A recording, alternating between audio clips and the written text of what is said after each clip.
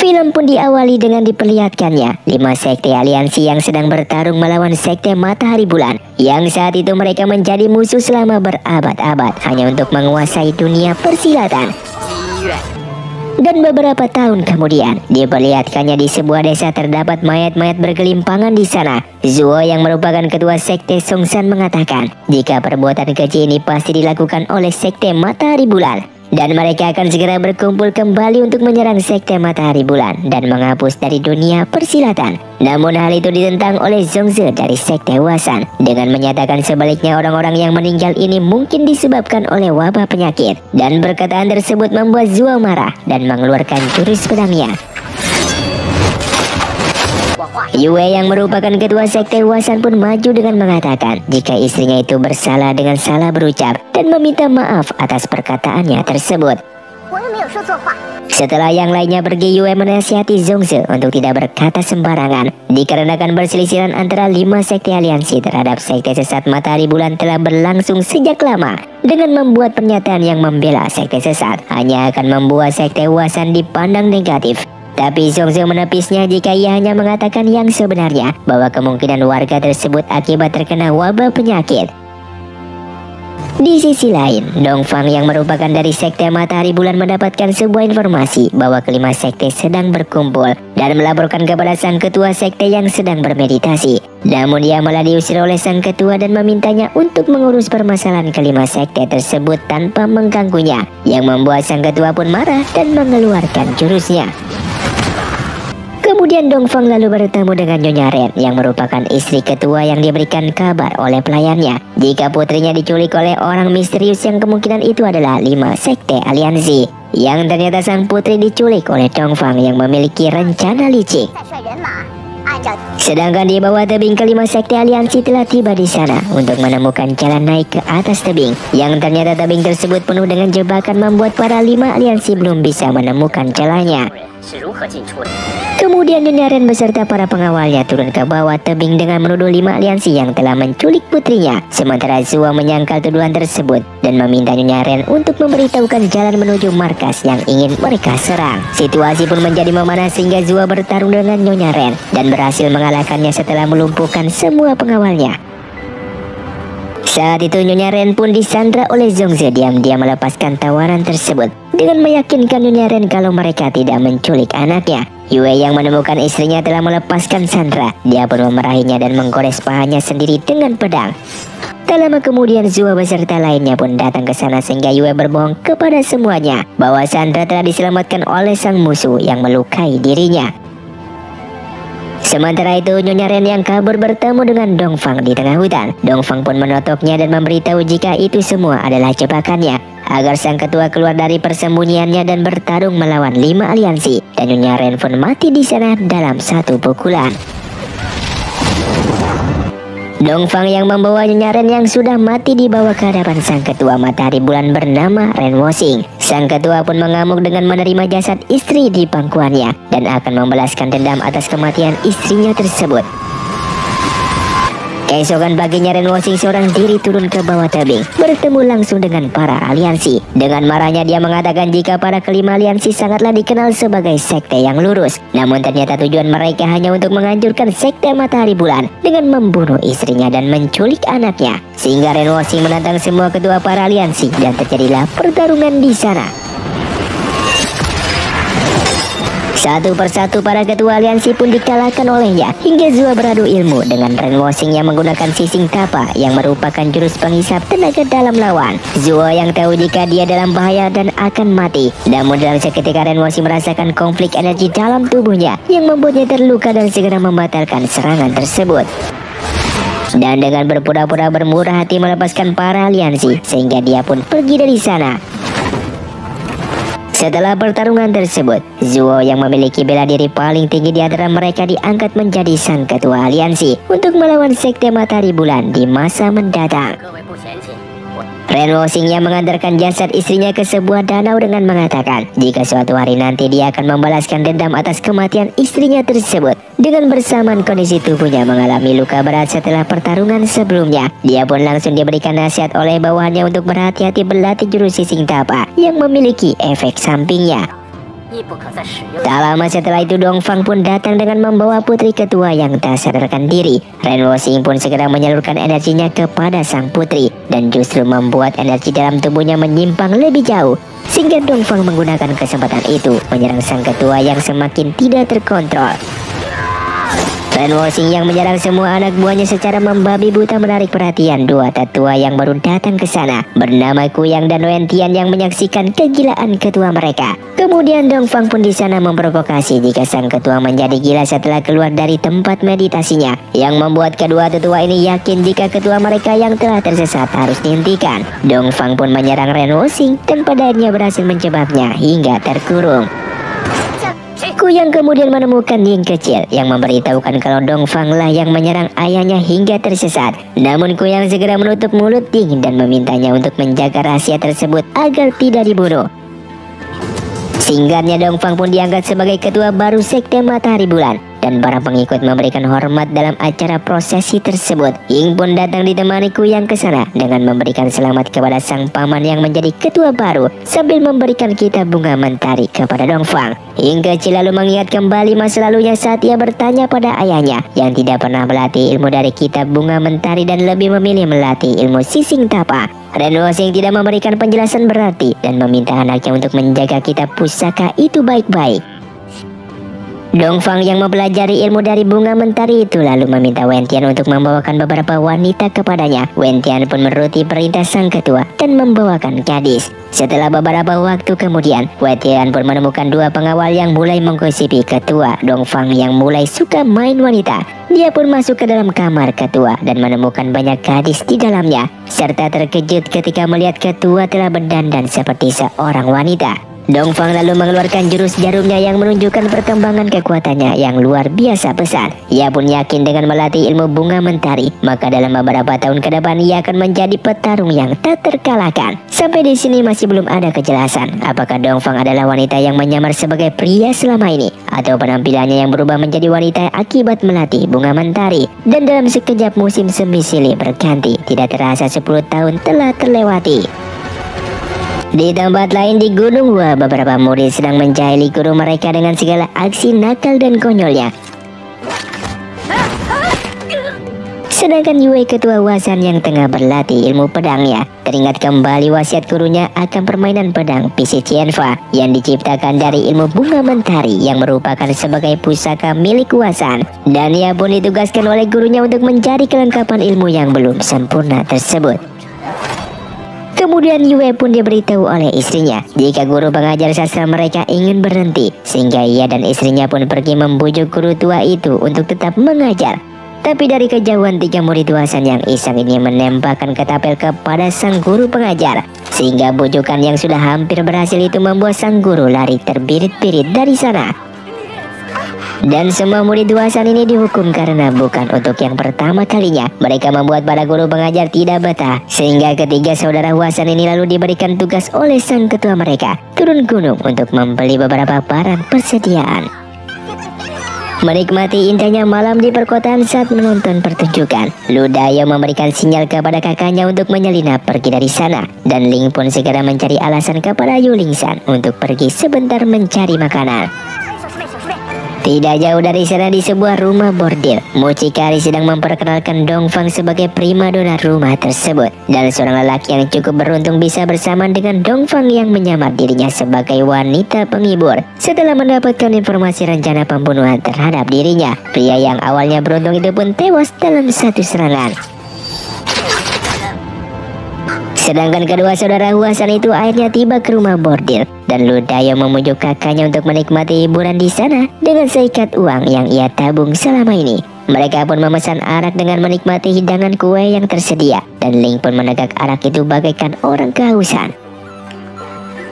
Mucikari kemudian diprotes oleh dua orang tamu dari sekte King Chen yang tidak menemukan gadis penghibur yang menarik. Diikuti dengan Dongfang yang turun membuat semua mata lelaki di rumah powder itu tertuju ke sana, termasuk kedua saudara Wasan. Ling pun mengajak saudaranya mengikuti kedua murid King Cheng yang terus mengikuti Dongfang yang berjalan seorang diri dalam pekatnya malam. Sebelum Dongfang diserang, Ling menghentikan dan memperingati mereka untuk tidak menyakiti seorang wanita.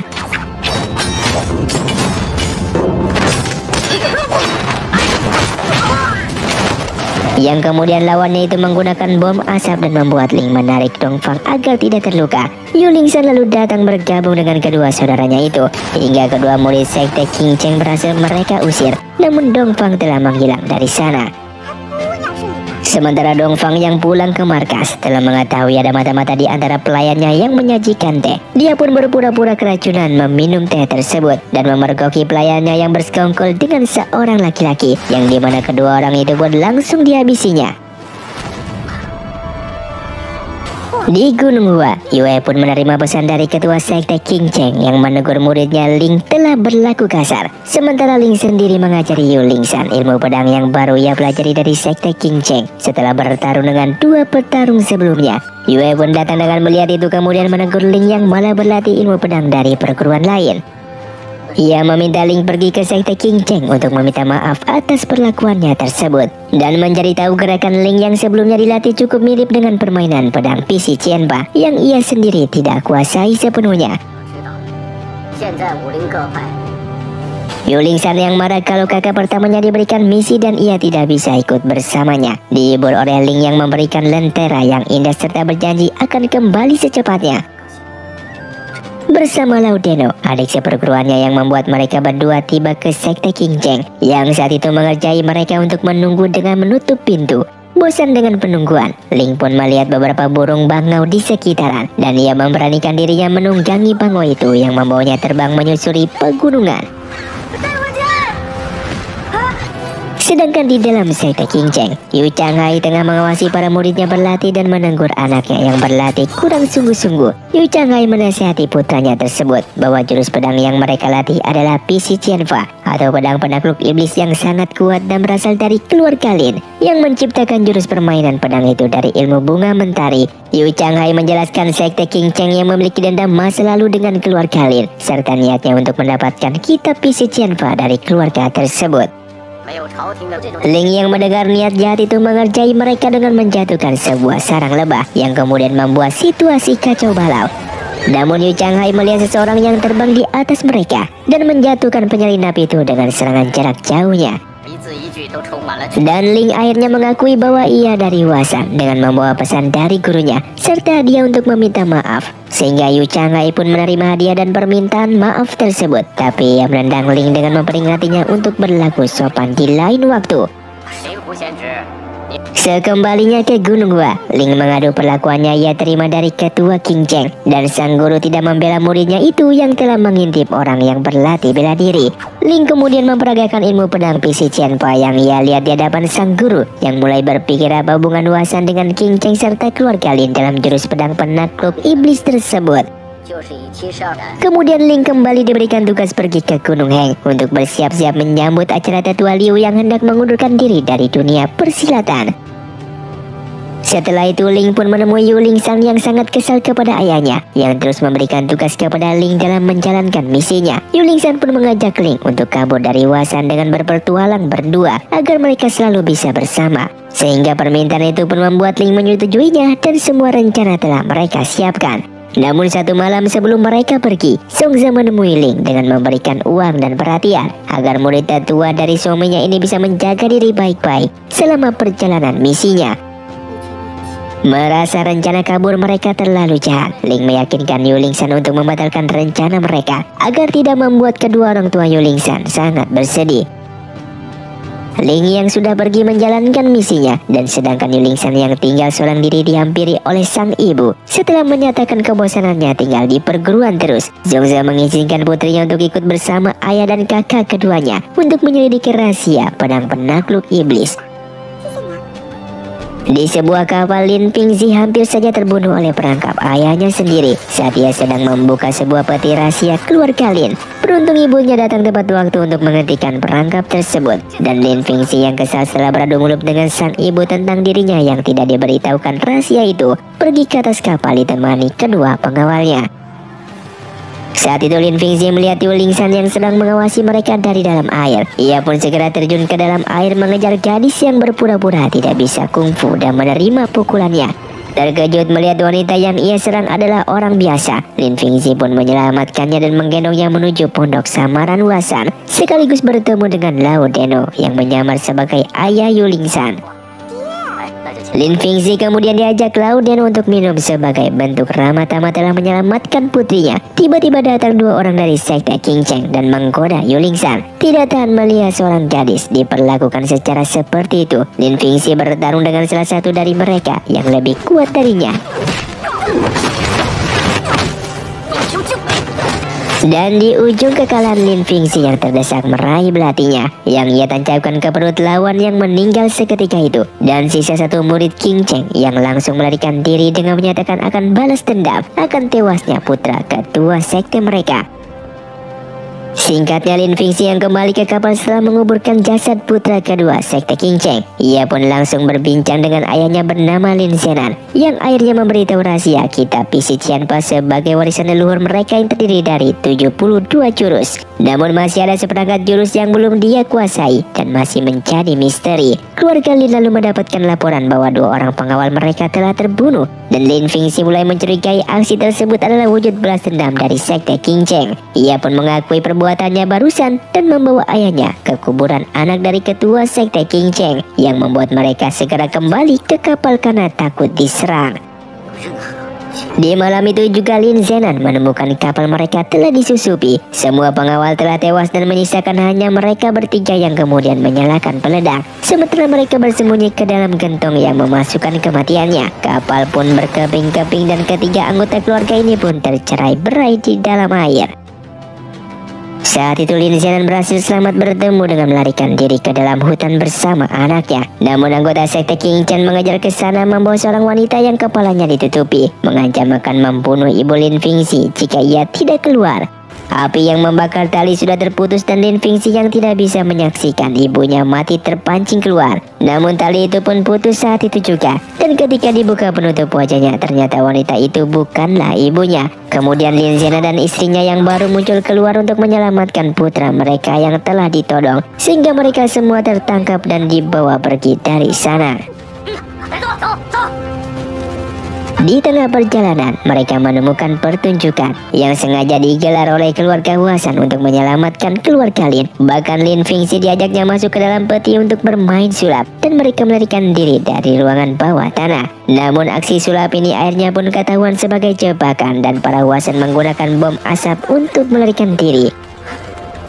Sementara Lin Pingzi baru menyadari bahwa gadis yang menyelamatkannya bisa berkungfu. Kejaran dari sekte King Chen mulai mendekat, dan Yu Lingsan menggunakan baju Lin Pingzi untuk kabur menarik perhatian lawan. Beruntung ketua Yue datang dengan menyelamatkan putrinya setelah berhasil mengusir para sekte King Chen yang menerima serangan dalam kegelapan. Saat itu ketua Yue bersama Lao Deno mengawasi Yu Chang'e yang di pantai sedang menggeledah serpian dan barang-barang kapal yang berserakan, dan ketua Yue mengetahui rencana dari sekte King Cheng, yaitu menemukan kitab pedang penakluk iblis. Kematian anak Yu Chang'e hanya bisa digunakan sebagai alasan menyerang keluarga Lin. Ia pun meminta Lao Deno untuk menyusul Ling ke Gunung Heng, sementara ia sendiri yang akan terus mengikuti pergerakan kedua kubu ini. Sedangkan di tebing hutan hitam, acara pengunduran diri tetua Liu yang dikabarkan akan ditemani oleh Chiang pengabdi matahari bulan dalam waktu dekat menarik perhatian Dongfang. Sementara itu Ling yang telah tiba ke Gunung Heng melihat Yilin, seorang biarawati dari sekte Hengsan Utara yang sedang memahat arca Buddha di tebing, tiba-tiba terjatuh dan diselamatkan oleh seorang lelaki bernama Tian Bo Guang. Yilin yang berterima kasih akan pamit, namun dicegah oleh Tian dan malah menangkap untuk menjadikan Yilin sebagai istrinya. Saat itu Ling tahu kalau pria itu memiliki kungfu yang tidak lebih rendah darinya. Ia pun berpura-pura berteriak dari kejauhan, menyamar sebagai Yu Chang'e untuk menakut-nakutinya, namun rencana itu malah gagal. Malam harinya Yilin yang telah ditutup akan menjalani upacara untuk pernikahan mereka. Pesta pun digelar dan Tian menjamu para tamu yang datang. Sedangkan Ling yang mengikuti mereka dari atas genteng melakukan usaha penyelamatan. Sementara Dongfang yang sampai di Hengsan diundang penduduk kejamuan pesta nikah itu. Setelah itu Tian pun kembali ke kamar dengan menemukan Ling telah berubah menjadi pengantin. Sehingga mereka langsung berduel pedang yang membuat Ling harus terkena serangan dan ditendang hingga keluar. Yang membuat Dongfang melihat pria yang dulu menyelamatkannya itu. Dan Dongfang tampak senang dengan menyaksikan duel tersebut. Dan dalam beberapa pertukaran jurus berikutnya, Ling terluka lagi hingga roboh ke tanah. Namun pendekar Wasan itu berdiri kembali yang membuat Tian kaget dengan pantang menyerahnya. Meski tidak berniat membunuh lawannya, Ling kembali dirobohkan dan terluka semakin parah. Tetapi sekali lagi, Ling berdiri dan membuat Tian menyerah dan menghindar pendekar pantang menyerah tersebut. Dongfang kemudian berjalan menghampiri Ling, menertawakan lelaki yang bertarung mati-matian menyelamatkan seseorang yang baru ia temui. Sementara Ling merasa lelaki yang didapatnya adalah wanita yang ia temui dulu. Akan tetapi Dongfang menyangkalnya dan membawanya ke tabib untuk menjahit semua goresan di tubuhnya. Setelah itu mereka bersama menyusuri jalan malam yang sepi dan Ling mengajak Dongfang ke kedai arak hingga mengajarkan jurus meminum arak gratis dengan memecahkan genteng itu dengan memasukkan gurame kayu untuk menyedot arak tersebut. Namun mereka telah diketahui oleh pemilik arak yang membuat mereka pergi dari sana. Mereka pun menuju hamparan ladang dengan berkenalan lebih jauh hingga Ling diceritakan perselisihan antara 5 aliansi sekte dengan aliansi Matahari Bulan. Dan saat itu Dongfang pun menarik ikatan rambut Ling serta mengibaskannya seperti bermain pedang. Rambut Dongfang terurai saat ia melakukan aksi tersebut hingga Ling kembali merasa pria di depannya lebih mirip seorang wanita yang ia temui di rumah bordil dahulu. Namun bagaimanapun juga Dongfang tetap menyangkalnya dan Ling yang tidak terlalu mempedulikan hal tersebut membaringkan dirinya untuk tidur. Keesokan paginya di saat Ling terbangun, ternyata Dongfang telah menghilang dari sana dan ia pun teringat akan misi gurunya dengan segera bergas kembali ke kota.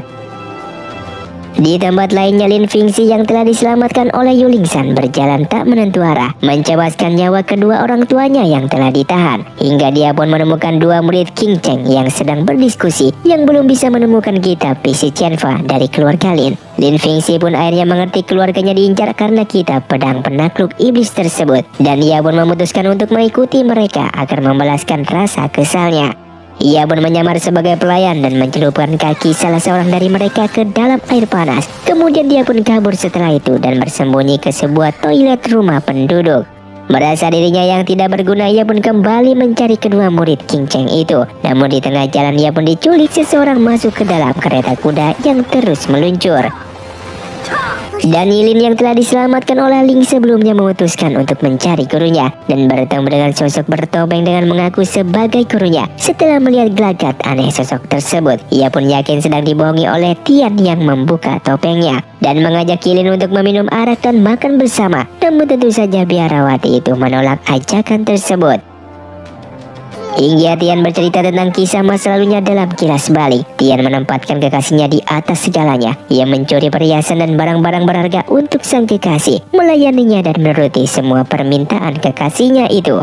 Hingga akhirnya ia pun hanya untuk dikecewakan melihat sang kekasih menikah dengan seorang lelaki kaya raya. Sejak saat itu Tian berubah dari pria yang polos menjadi penjahat. Ia membunuh kekasih yang mengkhianatinya itu di malam itu dan mulai menculik gadis-gadis yang ia sukai. Ia berpendirian jika seorang gadis mengatakan tidak, itu tandanya adalah ia karena beranggapan wanita memberikan jawaban yang bertolak belakang dari keinginan hatinya. Untuk itu penolakan Yilin ia artikan sebagai persetujuan dan menariknya ke dalam kedai arak. Di tempat lain Lin Fingxi telah disekap di sebuah kuil untuk memancing seseorang bandit tua bernama Mu Gaofeng yang langsung keluar dengan menghajar lawan-lawannya. Mu Gaofeng diancam kalau Lin Fingxi adalah cucunya. Namun bandit tua itu merasa bahwa ia tidak memiliki cucu dan lanjut membunuh mereka semua. Setelah itu Lin Fingxi kemudian mengejar orang tua itu dengan memohon untuk menerimanya sebagai murid. Dan Mu Gaofeng yang awalnya menolak menerima permohonan tersebut, ia pun setuju dikarenakan ingin mengetahui kenapa Yu Changhai ingin menculik pemuda ini yang pastinya berkaitan dengan kitab Pisi Qianfa. Sementara itu Chiang yang tiba ke kota Heng secara tak sengaja tersiram seember air ikan yang membuat badannya bau amis dan ditolak masuk ke dalam kedai arak. Liang yang melihat kelakuan tidak sopan itu kemudian membayar pelayan untuk membiarkan Chiang yang tidak ia kenali masuk ke dalam. Dan Ling yang masuk ke dalam kedai arak untuk menikmati arak juga menemukan Yilin yang kembali diganggu oleh Tian. Ia pun segera menghampiri Tian mencoba mempercayainya dengan mengatakan bahwa mendekati biarawati bisa mendapatkan kesialan. Bahkan Ling pun mengajak Tian bertarung dalam posisi duduk untuk memperebutkan Yilin. Kedua orang ini akhirnya berduel dan saat akan dinyatakan kalah, Ling kembali harus mengakui keunggulan Tian yang selalu menghajarnya berkali-kali.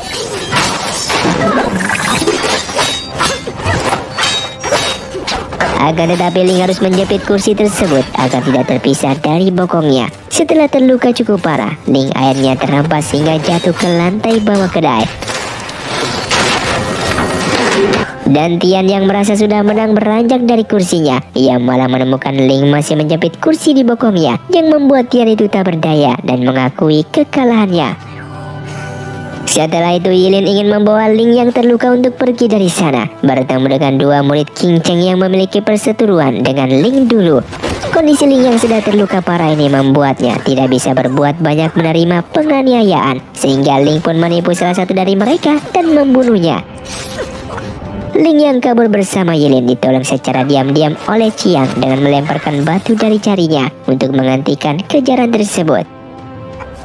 Singkatnya, di dalam pelarian mereka, Yilin pun tak sanggup membawa Ling yang sudah tak sadarkan diri, yang membuat Yilin pun tak bisa berbuat apa-apa.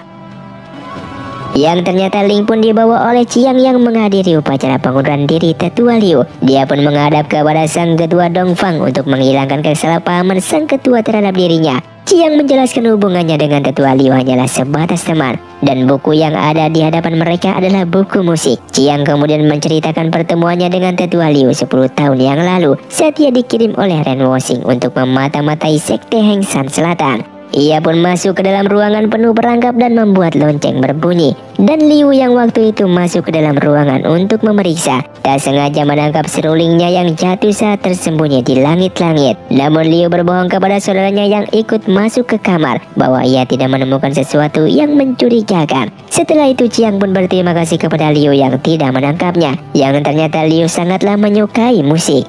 Mereka berdua kemudian bermain musik bersama, memetik kecapi sambil diiringi tiupan seruling. Dan kedua orang dari sekte yang berbeda saling bermusuhan ini menjadi sahabat. Mereka tidak mempedulikan dari mana sekte sahabatnya berasal, sepanjang musik bisa mengikat tali silaturahmi mereka.